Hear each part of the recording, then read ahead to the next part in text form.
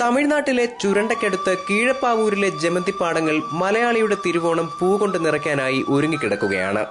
ജമന്തിയെ കൂടാതെ കോഴിവാലൻ പൂ, വായ്നാറിപ്പൂ, വാടാമുല്ല തുടങ്ങിയവയും ഇവിടെ ധാരാളം.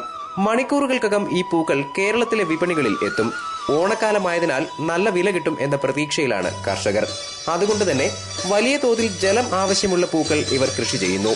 വിത്തിട്ടാൽ 2 മാസം കൊണ്ട് പൂക്കുമെങ്കിലും നോട്ടക്കുറവ് മൂലമോ വെള്ളത്തിന്റെ കുറവ് മൂലമോ പിശക് പറ്റിയാൽ വിളവ് കുറയും. മഴ അധികമായാലും കുഴപ്പമാണ്. പൂക്കൾ ചീഞ്ഞു പോകാൻ സാധ്യതയുണ്ടെന്ന് കർഷകർ പറയുന്നു. മേലപ്പാവൂർ, സുന്ദരപാണ്ഡിപുരം തുടങ്ങിയ സ്ഥലങ്ങളിലും പൂപ്പാടങ്ങൾ ധാരാളം.